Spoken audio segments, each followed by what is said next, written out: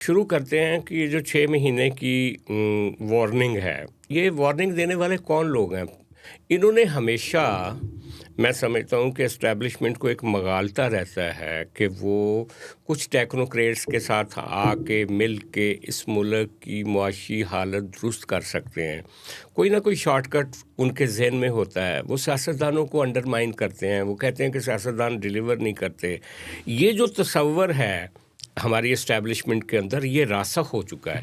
اس کی جڑیں کہاں تک ہیں، اور اس کے نتیجے میں جو ملک کے اندر ڈی اسٹیبلائزیشن ہوتی ہے، ہر 2 سال کے بعد ہم ایک نیا وزیر اعظم ڈھونڈ رہے ہوتے ہیں، اور وہ کہتے ہیں نا کہ ایک جو آستہ سے چلنے والا مسافر ہوتا ہے وہ بھی اپنی منزل پہ پہنچ جاتا ہے، لیکن جو جگہ جگہ رستے کا رخ موڑ رہا ہو بندہ، وہ واپس اپنے گھر وہی ایک ہی جگہ پہ چکر لگا رہا ہوتا ہے، دائروں کا سفر جاری ہے۔ صاحب ایک مجھے بات سنیں، اس وقت ملک کی سب سے بڑی دو بڑی سیاسی جماعتیں ہیں، کون کون سی ہیں؟ جو 2024 کے الیکشن ہوئے تھے، سب سے بڑی جماعت ہے پی ٹی آئی، اور اس کے بعد ہے نون لیگ۔ ٹھیک ہے، یہ دونوں جماعتیں ہیں نا بالترتیب۔ میں اس حوالے سے بات کر رہا ہوں کہ کتنی سیٹیں ملی تھیں، میں اس حوالے سے بات کر رہا ہوں۔ تو جو سب سے بڑی جماعت ہے پی ٹی آئی، ان کے سربراہ ہیں مرشد صاحب، عمران خان صاحب۔ اپنے دور حکومت میں وہ 24 کے 24 گھنٹے اسکرین پہ، ٹی وی اسکرین پہ آ کے ہمیں بتایا کرتے تھے کہ جنرل باجوہ سے قمر جاوید باجوہ، جو اس وقت آرمی چیف سٹاف تھا، اس سے بہتر بندہ کوئی نہیں ہے۔ اب کیا ہے؟ اب نون لیگ کی حکومت ہے نا، تو وزیر اعظم کون ہے؟ شہباز شریف۔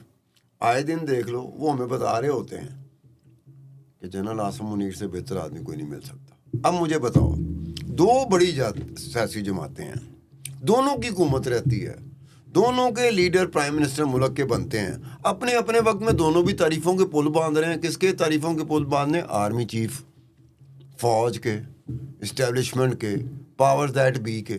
تو انہوں نے تو آگے آنا ہی آنا ہے نا۔ آپ بعد میں پھر گلا کیا کرتے ہو؟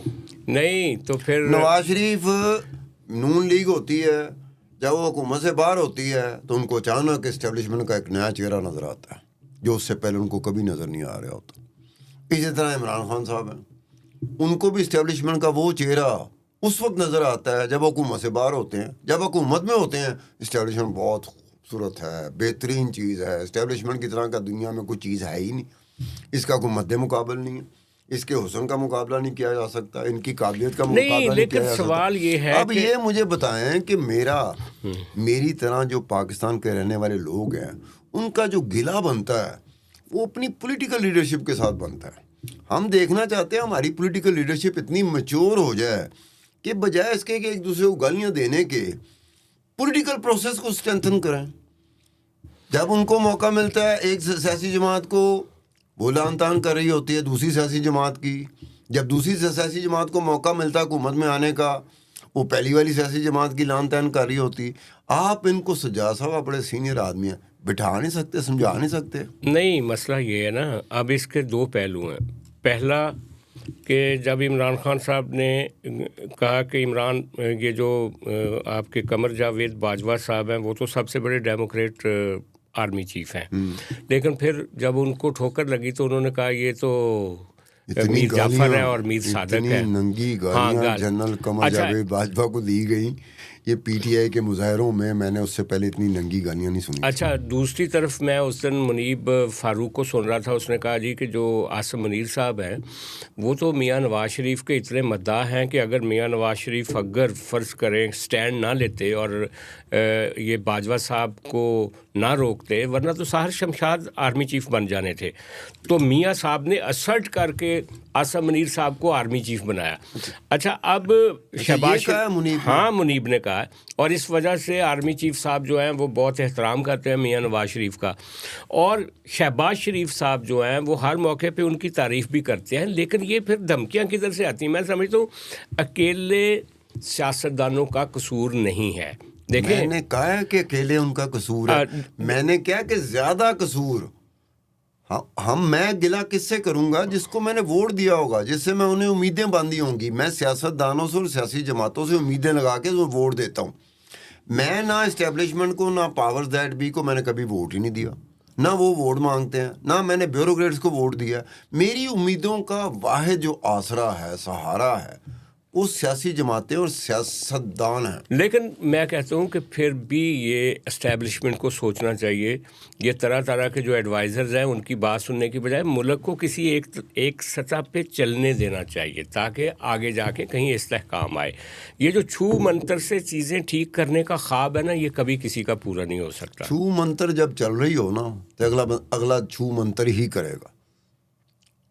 میں سیاستدان ہوں نا، ایک سیاستدان بتا دو، نواز شریف کو لے لو، زرداری کو لے لو، عمران خان کو لے لو، آج یہ تہیا کر لیں، اسٹیٹمنٹ دے دیں کہ جی ہم پاور دیٹ بی کے بغیر ہی اقتدار میں آئیں گے، اس کے بغیر نہیں آئیں گے جو مرضی ہو جائے. دیتے کیوں نہیں؟ کہو ہاں ان کو دے دیں نا، مشترکہ پریس کانفرنس کریں یا الگ الگ پریس کانفرنس کریں کہ جی آئندہ سے ہم نے پاور دیٹ بی کے کندھوں کا سہارا لیتے ہوئے اقتدار میں نہیں آنا. یہ کوئی نہیں کہے گا. لیکن اسٹیبلشمنٹ کو یہ سوچ لینا چاہیے نا کہ اب ان کو جب انہیں پتہ ہے کہ ہماری گود میں گرنے کے لیے بےتاب ہوتے ہیں. پہلے سال یہ بےتاب ہوتا ہے، دوسرے سال یہ بےتاب ہے، تیسرے سال یہ بےتاب ہے. پہلی تو ملک کس کا ہے؟ ملک آپ کا اور ہمارا ہے، لیکن ان کے پاس ہے. کن کے پاس جو رولر ہوتا ہے، نہیں چاہے وہ سیاسی پولیٹیکل لیڈرشپ ہو، میں صرف چاہے ملٹری ڈکٹیٹر ہو. میں صرف یہ کہتا ہوں کہ اگر آپ کہتے ہیں کہ آپ کا پرائم انٹرسٹ جو ہے پاکستان کا انٹرسٹ ہے، اور اگر آپ کہتے ہیں کہ پہلے پاکستان اور اس کے بعد سب کچھ ہے، تو پھر پاکستان کا سوچنا چاہیے نا، اپنے مفادات کا سوچنا نہیں چاہیے کہ آپ کی گود میں کون بیٹھ رہا ہے کون نہیں بیٹھ رہا. پوری دنیا میں پولیٹیشین اور پولیٹیکل پارٹیز بیل آؤٹ کرتی ہیں ملک کو اور قوم کو، لوگوں کو. تو پھر ان کے راستے میں سیاستدان اور سیاسی جماعتیں بالکل مختلف نکلیں.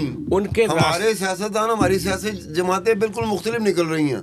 اچھا، بہرحال کیسی نکل رہی ہیں سیاسی جماعتیں، اس کا اظہار جو رات اچکزئی صاحب کر رہے تھے. اچکزئی صاحب نے کہا ہے جب وہ اسلام آباد سے چلے اور ان کا قافلہ لاہور پہنچا، ان کے ساتھ زیادتی بھی ہوئی، ان کی گاڑی کے اوپر اٹیک بھی ہوئے، لیکن انہوں نے کہا کہ گلہ مجھے پی ٹی آئی سے ہے کہ یہ جو پی ٹی آئی کے ورکر کہتے ہیں صبح دوپہر شام کے عمران خان صاحب کو ہم نے جیل سے نکالنا ہے، انقلاب لے کر آنا ہے، ملک کی تقدیر بدلنی ہے، وہ اکٹھے ہی نہیں ہوتے. ہم جو آئین کی بحالی کی تحریک چلا رہے ہیں اور ہم لوگ جو لاہور آ رہے تھے راستے میں 20 لوگ بھی اکٹھے نہیں تھے. جہاں صاحب ایک بات اچکزئی کم از کم آپ کا اس سے اختلاف ہے کہ نہیں ہے. ایک بات ہے، پولیٹیشین تو ہے، کتنا پرانا پولیٹیشین ہے. پہلے نواز شریف کے ساتھ تھا، قوم پرستوں کے ساتھ تھا، مولانا فضل الرحمان کے ساتھ تھا، ایسے ساری جو اپوزیشن کی اتحادی جماعتیں ہوتی تھیں ان کے ساتھ تھا. اس سے پہلی دفعہ پتہ لگا ہے، محترم اچکزئی صاحب کو پہلی دفعہ پتہ لگا ہے کہ انتہائی پاپولر جماعت، انتہائی پاپولر عمران خان کی جماعت پی ٹی آئی گراؤنڈز پہ نہیں ہے، سڑک پہ نہیں ہے، گلی میں نہیں ہے، قافلے میں نہیں ہے، جلسے میں نہیں ہے، جلوس میں نہیں ہے، مظاہرے میں نہیں ہے. یہ اس نے ریئلائز کیا. اور انہوں نے کہا جی کہ اگر آپ لوگ گھر سے نہیں نکلیں گے 8 فروری کو تو عمران خان جیل سے نہیں نکلے گا. وہ صحیح کہہ رہا ہے. ہم نے ایسے لوگوں کو سنا جو بہت عرصے پہلا یہ کہتے رہے ہیں. انہوں نے کہا کہ اے جڑے گھر ہے نے بیٹھے رہتے ہیں اور گھر میں انہوں نے موبائل نکالا ہوتا ہے، سوشل میڈیا پہ جا رہے ہوتے ہیں، 10 لاکھ ہو گئے، 20 لاکھ ہو گئے، 30 لاکھ. انہوں نے کہا جس دن یہ خود نکل کے سڑک پہ نہیں آئے گا عمران خان 34 سال اندر رہ سکتا ہے.